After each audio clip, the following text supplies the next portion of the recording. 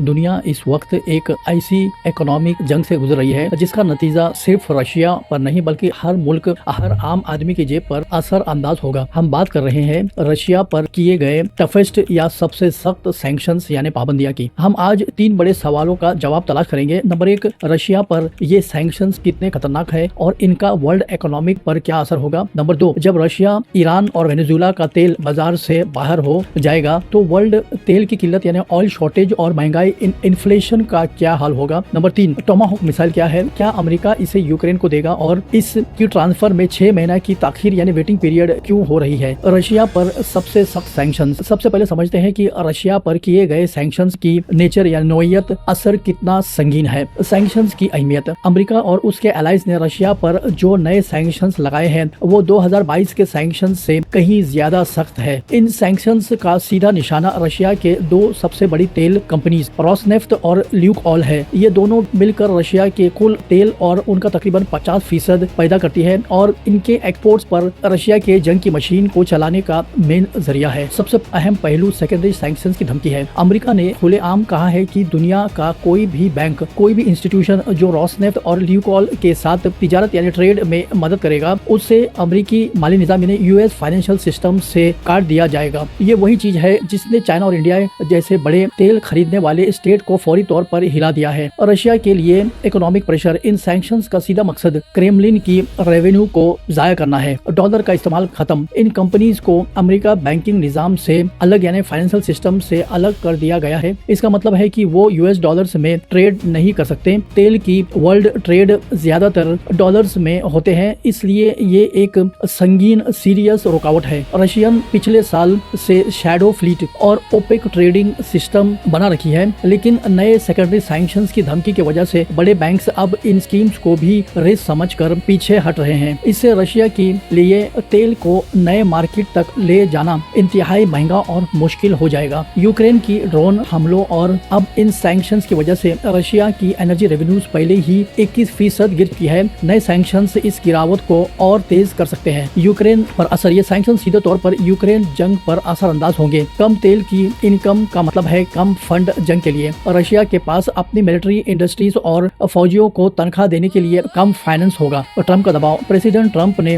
ये सैंक्शंस उस वक्त लगाए हैं जब उन्हें पीस के लिए और ज्यादा लेवरेज की जरूरत है। उनका मकसद पुतिन को नेगोशिएशन टेबल पर वापस लाना है। International trade crisis. अब इस संगीन सूरत हाल का एनालिसिस करते हैं जहां दुनिया के लिए 3 बड़े खरीदार करने वाले मुल्कों का तेल बाजार से बाहर निकलना या उन पर पाबंदियां लग जाएगी। इंटरनेशनल बाजार इस वक्त द ट्रिपल सैंक्शन थ्रेट का सामना कर रहा है। रशिया रोजाना तकरीबन 5 मिलियन बैरल्स तेल एक्सपोर्ट करता है। अगर रोसनेफ्ट और ल्यूकऑयल के खिलाफ सेकेंडरी सैंक्शंस लागू होते हैं तो इस सप्लाई में 1.5 मिलियन बैरल्स रोजाना या इससे ज्यादा की कमी हो सकती है। ईरान पर अमेरिका के सख्त सैंक्शंस पहले ही मौजूद है। ईरान के तेल की सप्लाई काफी लिमिटेड है और इसका बेहतर हिस्सा चाइना को डिस्काउंट पर चला जाता है, लेकिन इंटरनेशनल बाजार में इसकी सप्लाई भी कम है। वेनेजुएला भी अमेरिकी पाबंदियां का शिकार है। इसकी प्रोडक्शन और एक्सपोर्ट की कैपेसिटी सैंक्शंस की वजह से बहुत कम हो चुकी है। सप्लाई शॉर्टेज और क्रूड ऑयल की शॉर्टेज। जब इतने बड़े तेल एक्सपोर्टर्स बाजार से हट जाते हैं तो किल्लत यानी शॉर्टेज पैदा होती है और मांग यानी डिमांड और सप्लाई का कानून कीमतों को बढ़ा देता है। कीमतों में इजाफा। रशिया पर सैंक्शंस के ऐलान के बाद ही इंटरनेशनल क्रूड ऑयल की कीमतों में 5% का फौरी इजाफा देखा गया है। अगर 1.5 मिलियन बैरल्स पर डे रोजाना रशियन तेल बाजार से निकालता है तो ब्रेंट क्रूड की कीमत $70 से 75 बैरल तक जा सकती है। इन्फ्लेशन का खतरा। तेल की कीमतों का इजाफा महंगाई यानी इन्फ्लेशन की बुनियाद है, क्योंकि ट्रांसपोर्टेशन महंगा। तेल महंगा होने से माल यानी गुड्स की ट्रांसपोर्टेशन महंगी होती है। जरूरी चीजों की कीमत, खाने पीने की चीजें, प्लास्टिक और फर्टिलाइजर्स जो सब तेल पर डिपेंडेंट है, महंगे हो जाते हैं। हिस्ट्री बताती है कि ऑयल प्राइसेस शॉक हमेशा से इंटरनेशनल इन्फ्लेशन के सबसे बड़े ड्राइवर रहे हैं। इस शॉर्टेज को पूरा करने की कैपेसिटी सिर्फ मिडिल ईस्ट के ओपेक मुल्कों के पास है। सऊदी अरेबिया और यूएई। सऊदी अरेबिया और यूएई जैसे स्टेट ही वो बड़े प्रोड्यूसर्स हैं जिनके पास इस वक्त स्पेयर प्रोडक्शन कैपेसिटी है। ओपेक का दबाव। अमेरिका और वेस्टर्न कंट्रीज इन ओपेक मुल्कों पर प्रोडक्शन बढ़ाने का दबाव डालेंगे, लेकिन ओपेक अक्सर कीमतों को स्टेबल रखने के लिए अपने प्रोडक्शन स्लो रखता है। अगर ये मुल्क तेल सप्लाई नहीं बढ़ाते तो ग्लोबल इकोनॉमिक में क्राइसिस आ सकती है, खास तौर पर मिडिल ईस्ट के लिए आसान। मिडिल ईस्ट के तेल ऑयल एक्सपोर्टिंग मुल्कों के लिए ये वक्त आसान होगा क्योंकि उनकी इनकम बढ़ती तेल की कीमतों की वजह से बढ़ेगी, जबकि दूसरे ग्लोबल इकोनॉमिक महंगाई यानी इन्फ्लेशन का शिकार होंगे। इंडिया और चाइना के लिए मुश्किलात। अब देखते हैं कि चाइना और इंडिया जो रशियन तेल के सबसे बड़े खरीदार हैं, उन पर यह सैंक्शंस का क्या असर होगा। रशिया का सबसे बड़ा खरीदार इंडिया और चाइना यूक्रेन जंग शुरू होने के बाद से रशियन तेल के सबसे बड़े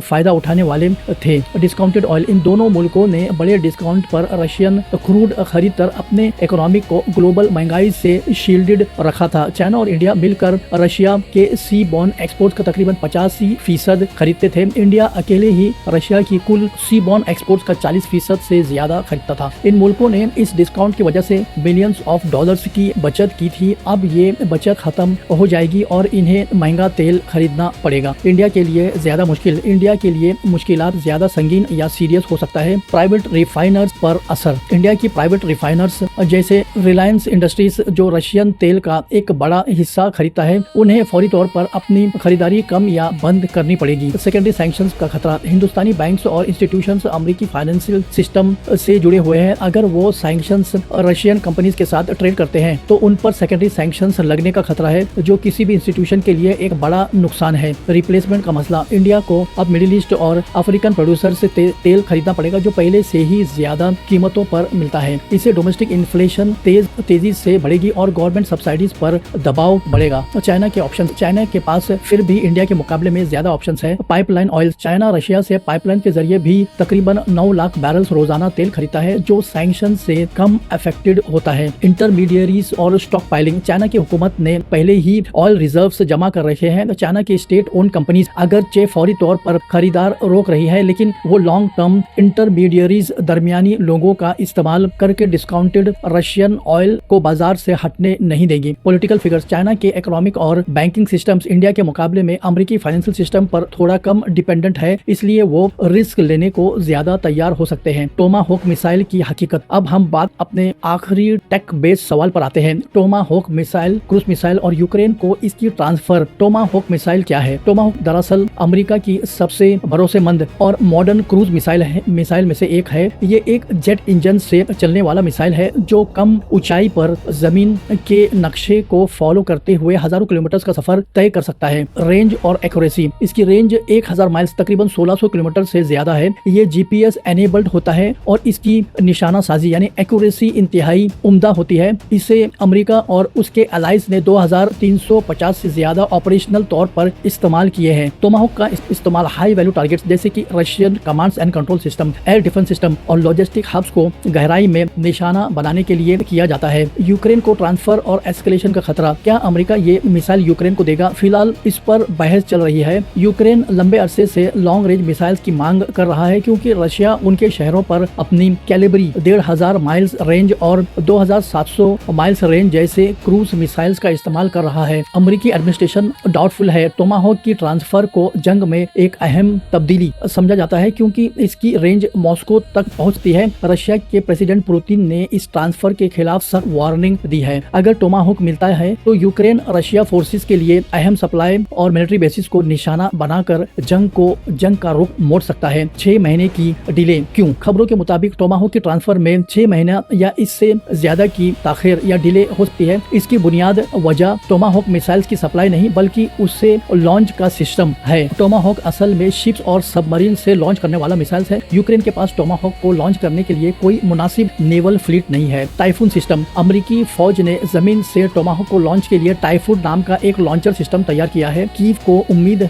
थी कि उससे टाइफून लॉन्चर्स मिलेंगे। अमेरिकी प्रायोरिटी। मसला यह है कि अमेरिका खुद टाइफून लॉन्चर्स की शॉर्टेज का सामना कर रहा है। मौजूदा टाइफून यूनिट्स को एशिया पैसिफिक में खासकर ऑस्ट्रेलिया, जापान और फिलीपींस की तरफ भेज दिया गया है, जहां अमेरिका चाइना के मुकाबले में अपने सिक्योरिटी प्रायोरिटी पर ज्यादा देखता है। वक्त की जरूरत। लॉन्चर्स तैयार करने, ट्रांसफर करने और यूक्रेनियन फौजियों को उससे चलाने की ट्रेनिंग देने में इतना वक्त लग सकता है। इसलिए ये डिले टोमाहोक की मिसाइल की शॉर्टेज की वजह से नहीं बल्कि उसे जमीन से लॉन्च की खास सिस्टम से अनअवेलेबिलिटी की वजह से है। आखिर में हम देखते हैं कि इन तमाम इंसिडेंट का ग्लोबल इकोनॉमिक के फ्यूचर पर क्या असर पड़ेगा। The price of conflict. Russia पर लगाए गए सैंक्शंस की कीमत पूरी दुनिया को चुकानी पड़ेगी। आम आदमी पर बोझ। तेल की कीमतों में इजाफा आम आदमी की परचेसिंग कैपेसिटी को कम करेगा और महंगाई हर मुल्क में इनकम को खा जाएगी। डेवलपिंग और गरीब मुल्क जो पहले ही कर्ज के बोझ में दबे हैं, उनके लिए तेल की बुलंद कीमतों का बोझ बर्दाश्त के बाहर हो जाएगा। मिडिल ईस्ट की पॉलिटिकल ताकत। जब इकोनॉमिक सीरियस होता है तो ओपेक और मिडिल ईस्ट के तेल पोर्ट्स करने वाले मुल्कों की पॉलिटिकल ताकत बहुत बढ़ जाती है। रशिया पर सैंक्शंस ईरान और वेनेजुएला के साथ में मिलकर 21वीं सदी के साथ मिलकर सबसे बड़ा ऑयल शॉक करने का शक्ति रखता है। टोमाहोक ट्रांसफर का मसला सिर्फ यूक्रेन के लिए नहीं बल्कि अमेरिका की ग्लोबल पॉलिटिक्स के लिए भी एक टेस्ट होगा। दुनिया की सिस्टम इस वक्त नाजुक वक्त से गुजर रहा है। आपका क्या हाल क्या है? क्या अमेरिका को टोमाहोक मिसाइल ट्रांसफर करने में जल्दी करना चाहिए या चाइना और इंडिया को रशियन तेल खरीदना जारी करना चाहिए? हमें कमेंट सेक्शन में जरूर बताएं।